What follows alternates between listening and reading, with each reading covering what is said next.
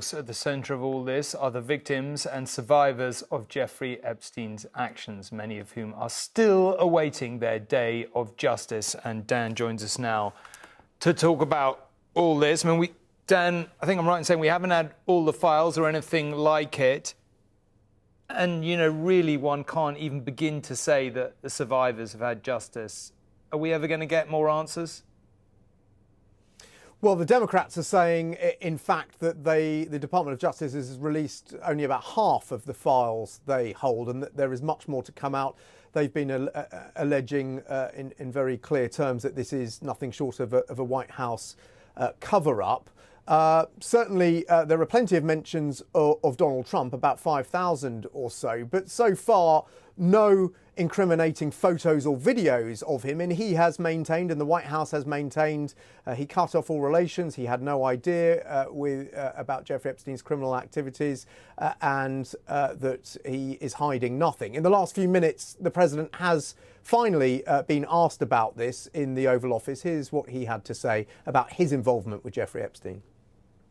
I have nothing to do with Jeffrey Epstein. And in fact, if you look at the DOJ, they announced, they released 3 million pages. It's like this is all they're supposed to be doing.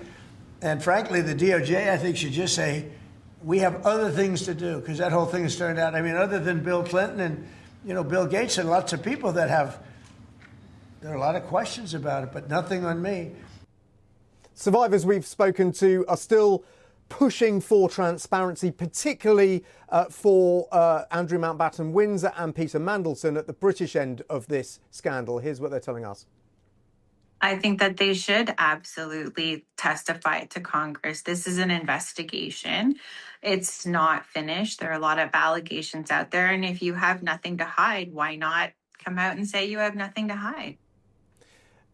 Another line, Tom, is that on Wednesday, a judge is going to hear from survivors' lawyers who are claiming that unredacted photos of victims, of survivors, were accidentally uploaded by the Department of Justice, which has been described by one lawyer for survivors as the most egregious violation of victim privacy in US history.